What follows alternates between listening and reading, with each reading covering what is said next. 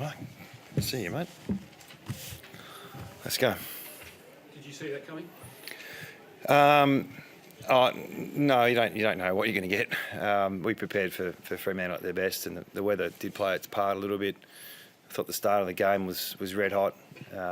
Their pressure was better than ours, but I thought we might have handled the conditions a little better at stages, in particular that second quarter. And it wouldn't have been a pretty game with the weather, but I thought we handled it pretty well.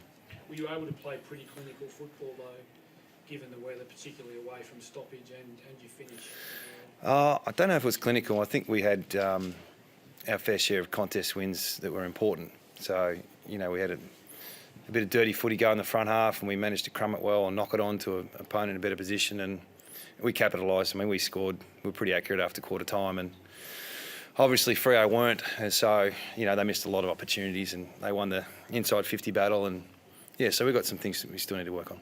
But doesn't that come down to the quality of opportunity you created compared to the quality of opportunity? Look, I thought our defenders stood up pretty well today. I don't know how many inside 50s we conceded, around 60. Yeah, so and a lot of sometimes that comes with innate in plays from kick-ins. We had a fair few of them, but I thought in the contest when it mattered most, our defenders really stood up and made it quite difficult for Fremantle to get a score in a good position. What about your stoppage crew led by Nick? How did you rate them, and the fact you were able to score so much from stoppage? Yeah, that was pleasing. I mean, we've had Nick for 2 weeks, so and I think Hickey's holding up his end as well. When he comes in, we don't seem to be dropping away at all either. In fact, he's doing a pretty good job handling that. So we're about the collective. Our mids, try not to rely on too many individuals, and as a collective, I thought we had a pretty good day. It's quite amazing what Nanaui produced from 50% game time. What goes through your mind when you see him doing what he does? Yeah. Just keep that in the back of your mind when he has a quiet one and he has no marks in a game. And so we've missed Nick. We had him for 17 weeks last year, and it was really unfortunate he wasn't there in the back end of the season. But we're a better team with him in it. So 50% capacity. That's why Hickey was so important and allowed Nick to play the whole game out and be damaging when he was on. It seems like he's even throwing his body around. He's not worried about the knee. No, we wouldn't bring him back if he wasn't ready to play. So we've got a plan in place, and there's some mental scarring when you do two knees. So dealing with that has been a credit to Nick that he can let himself go and still carry what he's carrying. Being 114 or 15 kilos and the most combative position on the ground and probably the best at it.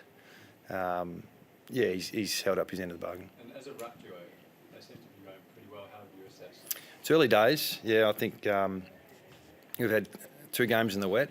I don't know how many stoppages there were tonight, but they've been competitive. So, I think our mids have had pretty good seasons, but tonight our backs stood up when they needed to. He's offering you something up forward as well. Well, yeah, he was. We haven't had him forward too much, so to get him as a presence forward with JK going out of the side probably changed how we structured up a little bit. Brendan Archie came in, and I thought he for a guy who got a really late call up, he was pretty solid as well. This illness, is it? Is this crook? Yeah, he said to me on Thursday, I might not come up. I said, mate, you'd be right. And then he gave us a call this morning. He said, no, and the docs ruled him out. Is that like a gastro thing? Or No, just a flu. Yeah, so. Is it maybe not the worst thing for him to have a rest? Now that we've had a win, I wasn't thinking that this morning. So, I suppose we take the week off, and he was probably going to get a week off at some stage, so we'll hopefully we can use that as a bit of a break. You sort of said before the start of the season that you might get some fluctuations early because of your interruptions over summer and the way your pre-season was compressed for a lot of players. Do you feel like you're in the go zone? You feel like you've got everyone back and a pretty good league? Look, not really. I think we've grinded away 11 wins this year, and every week's been different. The last 2 weeks have been wet weather footy, and it's dry a lot over here, and we get the eskies out and dip the footies in water to make sure we get used to it. So I think we've adapted as the season's gone on to different styles. The game's changed slightly in our eyes. We've tweaked a few things here and there, so we'll just take the wins. And We've got 11 wins, so that's one step closer to making finals. We're game clear in second spot now.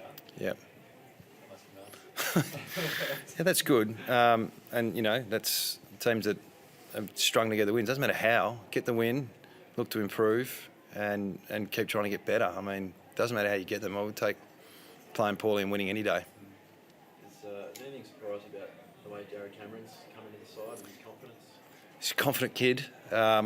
He's got to work on his celebrations, I think, after his goals. I did notice that just before. So, look, he is in the side to help provide a bit of pressure. He's probably come in a bit earlier than we anticipated, but he's bringing pressure and he's finishing off his work. So he probably had 6 or 7 possessions and kicked 4 goals in a position that's really hard to master. So early days yet, keep a lid on it.